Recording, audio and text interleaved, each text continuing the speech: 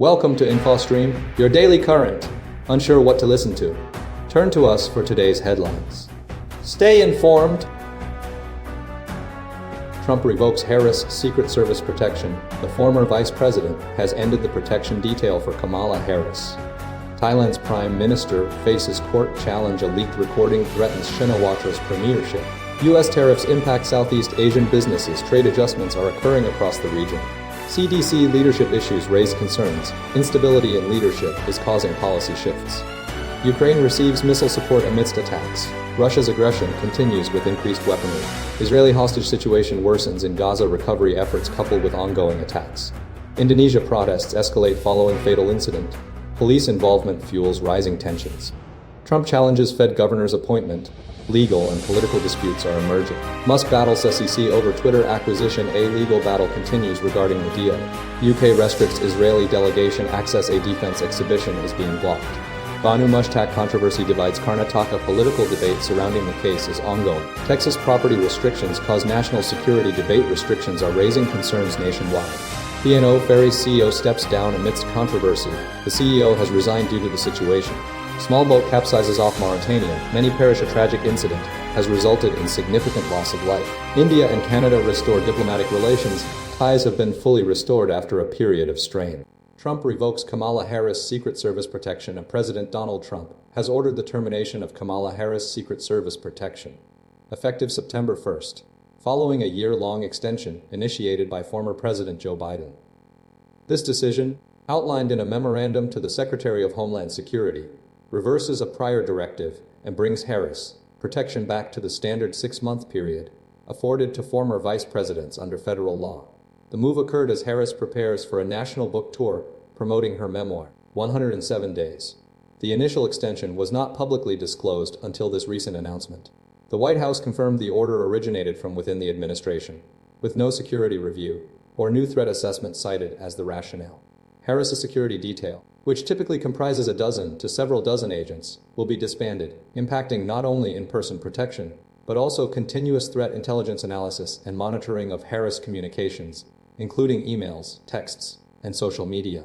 Concerns are growing among Harris aides regarding the loss of access to critical threat warnings and the diminished security surrounding her Los Angeles residence. Doug Emhoff, Harris' husband, also lost his personal protection detail on July 21st, aligning with the standard provisions for a former vice president's spouse. The timing of the revocation coincides with heightened public attention due to Harris' upcoming book tour.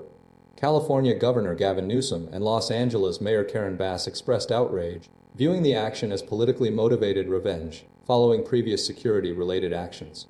Newsom's office declined to comment on security arrangements, while Bass emphasized her commitment to ensuring Harris' safety.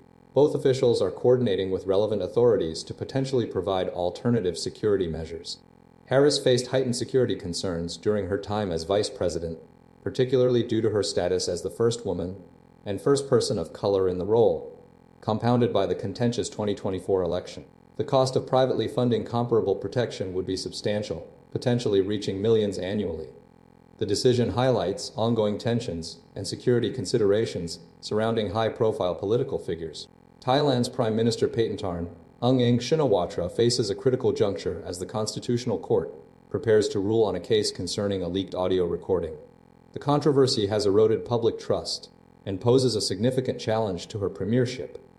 Regardless of the court's decision, public approval of the Pheu Thai-led government has demonstrably declined following the release of the recording, which depicts the Thai military as an adversary. The core of the legal challenge revolves around whether Ms. Shinawatra breached ethical standards as a minister, specifically under Section 160 of the Constitution. The opposition senators initiated the process, requesting a referral to the court. The court's judgment will determine whether her conversation with Cambodian Senate President Hun Sen constitutes a serious ethical violation. Regardless of the court's ruling, the political landscape remains unstable. Ms. Shinawatra's term is likely to conclude within 4 months, triggering a dissolution of the House of Representatives and a general election.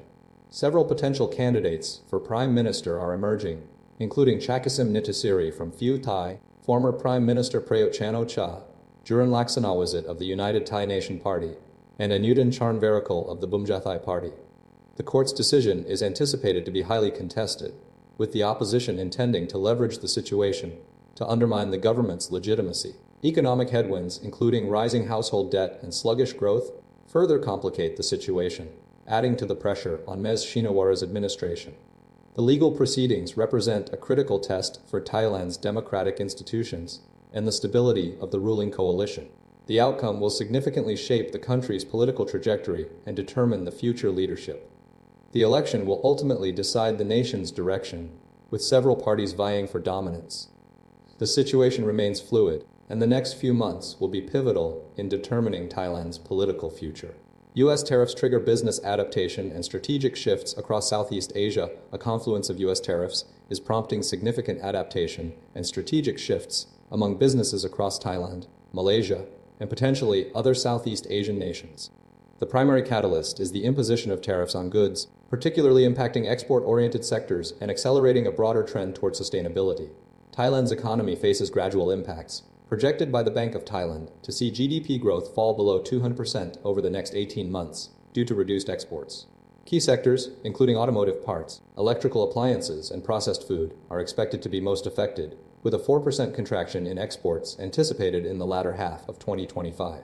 The urgency for Thai businesses to transition towards sustainability is heightened, driven by the European Union's Corporate Sustainability Due Diligence Directive and the Carbon Border Adjustment Mechanism.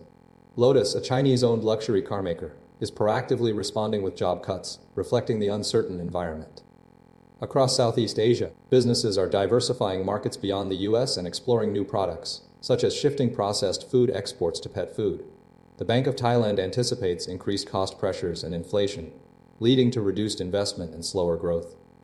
Many SMEs are implementing cost-saving measures, while others are investing in digitalization and renewable energy, although high implementation costs remain a barrier. UOB Thailand highlights that sustainability is now a priority for over 90% of its business clients, with a significant portion planning to adopt sustainable practices in the post-tariff period. However, infrastructure gaps and customer reluctance to pay a premium for sustainable products pose challenges. Ultimately, the tariffs are accelerating a strategic shift towards resilience and sustainability across Southeast Asia's business landscape, demanding adaptability and innovation to navigate a more complex and uncertain global trade environment.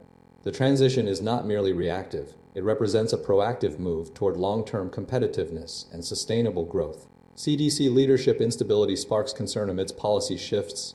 Recent events at the Centers for Disease Control and Prevention, CDC, have triggered significant concern within the public health community due to a series of leadership changes and policy shifts initiated by Secretary Robert F. Kennedy Jr. The core issue revolves around the abrupt termination of CDC Director Susan Monarez and the subsequent resignations of several key leaders, including Chief of Vaccines and Respiratory Diseases, Dimitar Daskalakis, and Director of the National Center for Emerging and Zoonotic Infectious Diseases, Daniel Jarnigan. The instability stems from Kennedy Jr.'s apparent disregard for established scientific expertise and the CDC's traditional role as a trusted source of public health information. Critics argue that his actions are systematically dismantling the agency's infrastructure and undermining its ability to effectively respond to public health crises, particularly regarding vaccine-preventable diseases like measles and COVID-19. The situation is further complicated by the CDC's recent focus on shifting priorities, including a renewed emphasis on broader, less specific healthy lifestyles, and a perceived distrust of CDC scientists and data. This has fueled anxieties about the agency's capacity to address pressing health challenges. The immediate impact is a loss of institutional knowledge and expertise, potentially hindering the CDC's ability to coordinate responses to emerging threats. Furthermore, the leadership changes raise questions about the future direction of the agency and its commitment to evidence-based public health practices. The White House has defended the moves, asserting that Kennedy Jr. intends to execute on President Trump's broad ambitions for the agency. However, this explanation has done little to alleviate concerns among public health professionals, who view the changes as detrimental to national and global health security. The AMA and the Center for Science in the Public Interest have expressed alarm, highlighting the potential consequences of this instability.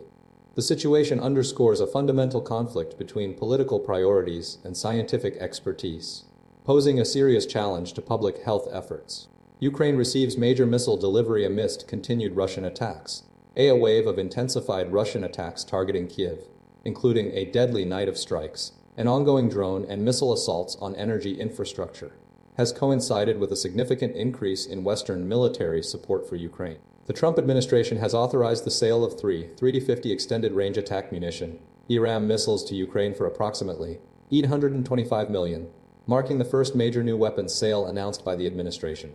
This delivery will be funded through contributions from Denmark, the Netherlands, Norway, and U.S. foreign military financing. The ERAM missiles, with a range of 150 to 80 miles, are intended to bolster Ukraine's defensive capabilities against Russian forces. Following the attacks, which resulted in multiple casualties, including children, Western leaders expressed outrage and condemned Russia's actions as deliberate attempts to terrorize the Ukrainian population and undermine peace negotiations. European Union officials, including Ursula von der Leyen, vowed to impose further sanctions on Russia. Simultaneously, diplomatic efforts to end the war have stalled. President Donald Trump's recent meetings with Vladimir Putin and Volodymyr Zelensky have not yielded breakthroughs. The Russian Defense Ministry claimed responsibility for targeting a Ukrainian naval vessel with an unmanned speedboat. Western nations are responding to the escalating situation with increased military aid. The ERAM sale represents a key component in this strategy, offering Ukraine a powerful new weapon system. Simultaneously, the administration is focused on bolstering existing support through contributions from NATO allies. The ongoing attacks underscore the urgency of the situation and the continued need for international assistance to Ukraine. The sale of the ERAM missiles is viewed as a crucial step in supporting Ukraine's defense and furthering U.S. foreign policy objectives in Europe. Israeli hostage recovery and hospital attacks in Gaza. Recent developments in Gaza reveal the recovery of an Israeli hostage's body and continued, heavily criticized attacks on medical facilities. The body of Ilan Weiss, who died defending Kibbutz Be'eri during the initial Hamas assault, was recovered, bringing the number of remaining hostages to 48. Israeli President Isaac Herzog praised Weiss's courage and his family's resilience. Prime Minister Benjamin Netanyahu continues to advocate for a complete military victory over Hamas to secure the release of all hostages, while simultaneously pushing for expanded control over Gaza. Simultaneously, a BBC Verify investigation has uncovered evidence of multiple Israeli strikes against Nasser Hospital, a major medical center in southern Gaza. Analysis of newly emerged video footage shows at least 4 separate attacks on the hospital, initially reported as 2 strikes. The first strike, at 10:08 local time, killed Reuters journalist Hussam al-Masri while he was broadcasting live. Subsequent analysis revealed a second strike on a northern wing staircase almost simultaneously, followed by a third and fourth attack on the same stairwell, where journalists and first responders were gathered. Experts identified the munitions used, including Lahat missiles fired from tanks stationed nearby, with some analysts suggesting multiple tanks were involved due to the rapid succession of impacts. Satellite imagery confirms the presence of IDF forces within firing range of the hospital. The attacks have drawn widespread international condemnation due to the targeting of a critical medical facility and the potential harm to civilians. The investigation highlights the complexities and escalating concerns surrounding the conflict and the challenges in distinguishing between military and civilian targets. The recovery of the hostage's body represents a small victory amidst a devastating and ongoing conflict. Indonesia protests intensify amidst fatal police incident. Widespread protests continue to engulf Indonesia following the death of a 21-year-old motorcycle taxi driver killed during a clash with police in Jakarta. The initial demonstrations, sparked by a combination of factors, including a perceived lack of jobs, the exorbitant cost of living, and particularly the significantly higher housing allowances granted to members of parliament, MPs, compared to the minimum wage, have escalated dramatically. Thousands have taken to the streets, with demonstrations occurring across multiple cities. The critical turning point occurred on Thursday evening when an armored police vehicle ran over the driver, an incident captured on amateur video and widely circulated on social media. This triggered immediate and intense public outrage, leading to a late-night rally outside a police barracks. Following the incident, 7 Mobile Brigade Corps members were placed on leave after being found in violation of police professional codes of ethics.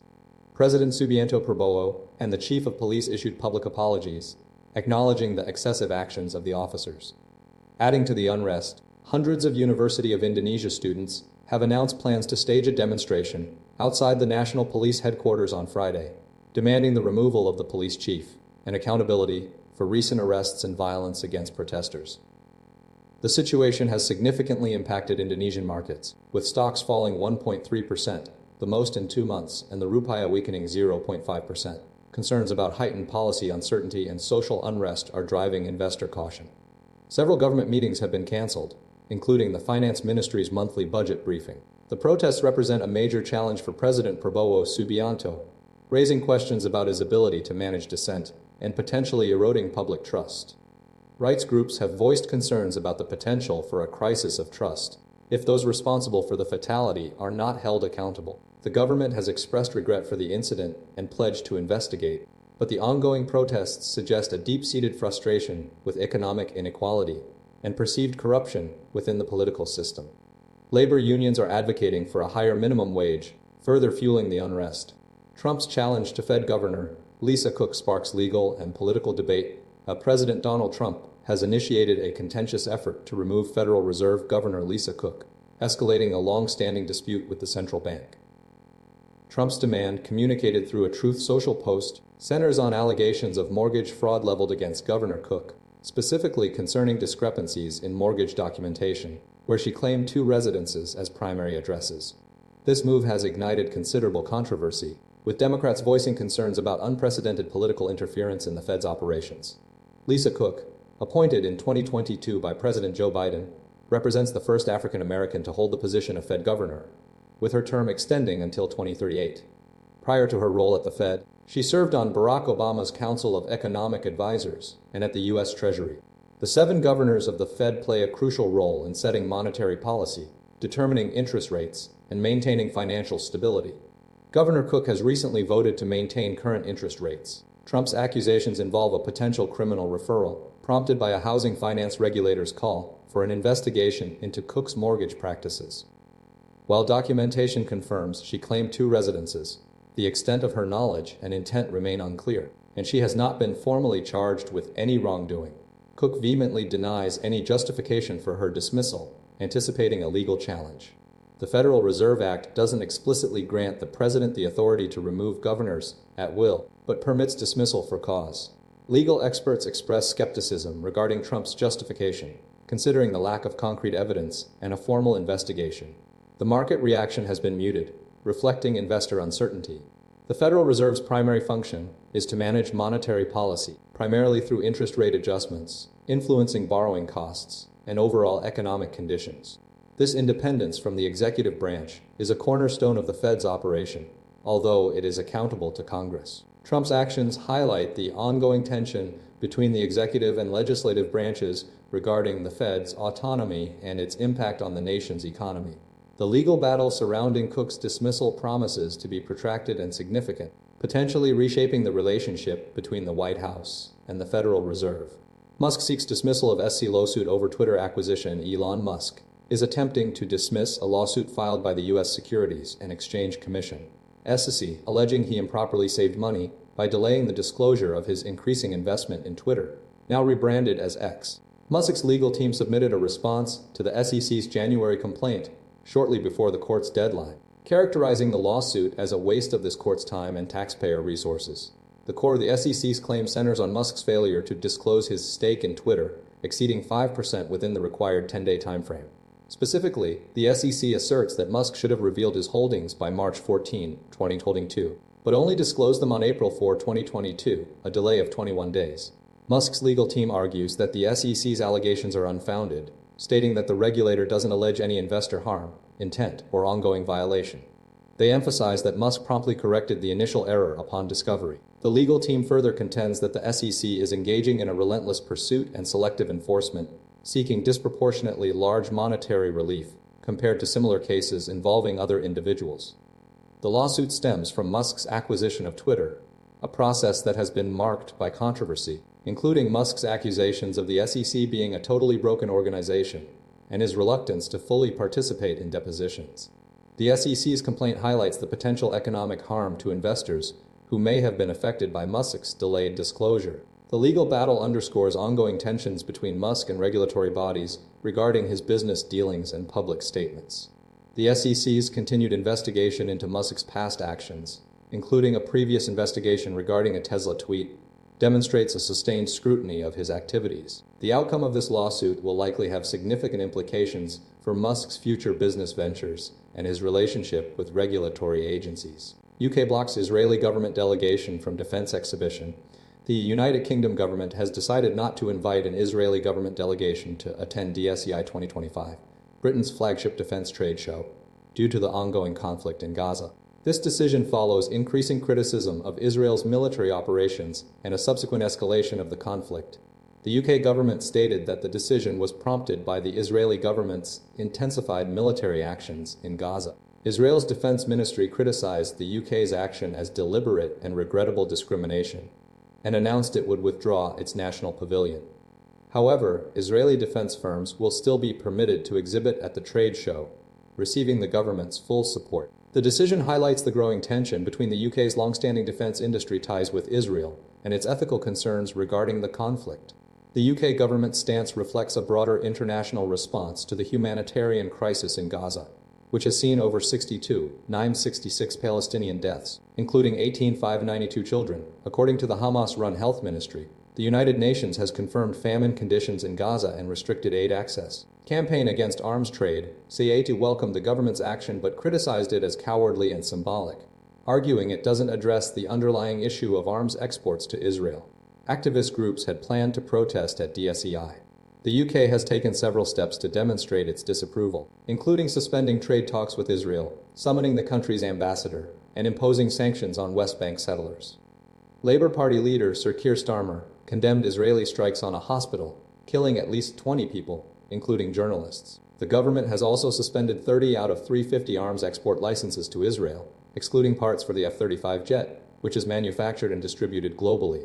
Despite these measures, concerns remain about the continued flow of military technology to Israel. The conflict began in October 2023 following a Hamas attack that resulted in approximately 200 fatalities and the taking of 251 hostages. Currently, 48 hostages remain in Gaza, with 20 believed to be alive. The UK's decision reflects a complex balancing act between strategic alliances and humanitarian considerations amidst a devastating conflict. Banu Mushtaq controversy sparks political debate in Karnataka.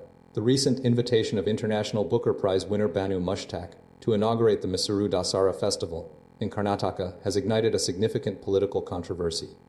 The annual 10-day festival, a cornerstone of the region's culture and celebrated by people of all faiths, became a focal point for the Bharatiya Janata parties, a BJP of opposition to Mushtaq's inclusion. The BJP, which governs the state, argued that as a Muslim author and a Karnataka-born individual, Mushtaq was inappropriate to preside over a predominantly Hindu religious event. Mushtaq, celebrated for winning the International Booker Prize for her short story anthology, Heartlamp, has expressed her honor at the invitation, highlighting her personal connection to the festival stemming from childhood participation. Her work focuses on the challenges faced by women, particularly Muslim women, within a conservative religious and patriarchal society. The controversy intensified due to Mushtaq's previous comments regarding the Hindu goddess Bhuvaneshwari, a central figure representing the Kannada language and identity. BJP MP Yaduvir Wadiyar acknowledged Mushtaq's impact on Kannada literature, while simultaneously demanding clarification on her reverence for the festival's associated deities. BJP leader Pratap Sima further questioned Mushtaq's faith in the deities and adherence to Hindu traditions, asserting that her presence was unsuitable for such a religious event. It's noteworthy that Mushtaq isn't the first Muslim individual to be invited to inaugurate the Mysuru Dasara festival. K.S. Nisar Ahmed received the honor in 2017. Despite the BJP's objections, Mushtaq's literary achievement, becoming the first author writing in the Kannada language to secure the International Booker Prize, remains a significant milestone for Kannada literature, a point recognized by the BJP. The incident underscores the ongoing tensions between religious and cultural identities within Karnataka's political landscape. Texas property restrictions spark controversy and raise national security concerns. A recently enacted Texas law, Senate Bill 17, restricting property ownership and rentals to individuals and companies from China, Iran, North Korea, and Russia, has ignited debate over national security versus potential discrimination. The bill, championed by Governor Greg Abbott, aims to prevent malignant influence from foreign adversaries, but critics argue it is discriminatory and targets Chinese Americans. The legislation prohibits these entities from acquiring property, including homes, commercial space, and agricultural land, with rental restrictions capped at 1 year. The bill's passage follows previous concerns surrounding the 2018 purchase of 140,000 acres of land near Laughlin Air Force Base by businessman Sun Guangson. Initially approved but later blocked by Texas authorities, citing national security risks. This incident fueled the push for SB 17, with some officials suggesting Wangsun's potential surveillance plans linked to the Chinese Communist Party. The FBI has reported an increase in espionage cases targeting the U.S. at the subnational level, indicating a growing trend of Chinese intelligence activity. Despite assertions of national security, the law has drawn criticism for its potential impact on Chinese-American communities. Jason Yuan, a second-hand car shop owner, exemplifies the concerns, fearing the bill's effect on his business and his children's future. Numerous Chinese companies are reportedly reconsidering investment plans in Texas, including those in the electric vehicle and solar panel sectors. Several prospective clients have paused their investments due to the uncertainty created by SB 17. 26 states have enacted similar legislation since 2021, reflecting a broader trend of heightened scrutiny regarding foreign property ownership. The passage of SB 17 underscores ongoing tensions between the U.S. and China and raises questions about the balance between national security concerns and potential discrimination. Experts suggest a federal approach to such matters would be more effective, avoiding jurisdictional overlaps. The ACLU and other organizations question the necessity of the Texas law, pointing out the lack of evidence linking Chinese property owners to national security threats. P&O Ferries CEO resigns amidst controversy. Peter Hebblethwaite, the chief executive of P&O Ferries, has resigned from his position following widespread public outcry and criticism surrounding the company's mass sacking of 800 employees in March 2022. The company cited family matters as the reason for his departure, expressing gratitude for his contributions over the past 4 years, acknowledging his leadership during the COVID-19 pandemic and the introduction of sustainable hybrid ferries. However, his resignation comes after admitting the sackings violated UK employment law and a subsequent shift in his stance on union consultation. Initially, Hebblethwaite maintained that Section 188 of the Trade Union and Labor Relations Act allowed for situations where consultation wasn't possible, arguing that no union would have accepted the proposed plan and opting instead to compensate workers fully. During a committee hearing in March 2022, he conceded that under UK law, consultation was required. Despite this admission, the company's actions triggered significant protests in Dover, Liverpool, and Hull, leading to condemnation from unions like the RMT and Nautilus. The RMT branded him a corporate pirate, while Nautilus emphasized the need for a mandatory seafarers charter and stronger worker protections. In response to the scandal, the government drafted the Employment Rights Bill, aimed at preventing future fire and rehire practices and incorporating seafarer protections. The bill seeks to address the systemic issues exposed by the P&O Ferries debacle. Hebblethwaite's compensation package, initially reported to be around $4.87 an hour for agency workers, was later revealed to be significantly higher, with him earning over $500,000 in 2023. The resignation effectively ends his tenure at a company deeply embroiled in controversy, highlighting the serious implications of prioritizing cost-cutting over employee rights and legal obligations. At least 69 people have perished and numerous others remain missing following the capsizing of a small wooden boat, known as a pirogue, off the coast of Mauritania while en route to the Canary Islands. The vessel, carrying approximately 160 individuals primarily from Gambia and Senegal, departed from the Gambia 6 days prior to the tragic event. Survivors reported that the boat, overloaded and attempting to navigate the perilous Atlantic Ocean, capsized after the migrants shifted position to observe the lights of a coastal town, resulting in the immediate loss of life. Search and rescue operations, coordinated by Mauritanian Coast Guards, are currently underway approximately 37 miles north of Nouakchott, with teams preparing to dive and examine the submerged wreckage. Over 160 people were initially on board, and while 17 individuals were successfully rescued, the exact number of fatalities remains unconfirmed. The journey to the Canary Islands has become a tragically common route for African migrants seeking to reach Europe, with nearly 47,000 individuals arriving in the islands last year. Estimates suggest over 9,000 migrants have died attempting this route. The incident has been described as one of the most significant tragedies of the summer by Helen Maleno, a spokesperson for Caminando Fronteras. Concerns are mounting regarding the conditions faced by migrants undertaking this dangerous journey. Recent reports have also highlighted allegations of human rights abuses by Mauritanian security forces, exacerbated by a cooperation agreement between the country, the European Union, and Spain aimed at curbing the sea crossings. The ongoing search and rescue efforts are focused on locating and recovering the remaining passengers, while simultaneously addressing the systemic issues contributing to these perilous migrant journeys. India and Canada restore diplomatic relations following extended strained ties. Following a 10-month period of severely strained diplomatic relations, India and Canada have taken a significant step towards reconciliation by appointing new high commissioners to each other's countries. This development represents a crucial move to mend ties following a period of unprecedented tension sparked by the death of Hardeep Singh Nijjar, a prominent Sikh separatist leader, in Surrey, British Columbia, in June 2023. The appointment signifies a renewed commitment to dialogue and cooperation between the two nations. The diplomatic fallout began last year when Canada accused India of involvement in Nijjar's assassination, a claim vehemently denied by New Delhi. In response, India expelled 6 senior Canadian diplomats, including the then acting High Commissioner, marking a dramatic escalation in the dispute. India justified the action by citing the diplomats' alleged involvement in the investigation into Nijjar's death. Prime Minister Justin Trudeau and his Indian counterpart, Narendra Modi, engaged in direct discussions in June, resulting in an agreement to reinstate High Commissioner appointments. This agreement facilitated the selection of new diplomatic representatives. The previous High Commissioner had departed Canada last October, following the initial diplomatic expulsion. The mutual expulsion of top diplomats last year represented a historic low in the otherwise traditionally cordial relationship between the two countries. The appointment of new high commissioners underscores a desire to de-escalate the situation and resume productive diplomatic engagement, signifying a commitment to resolving the underlying issues and fostering improved relations moving forward.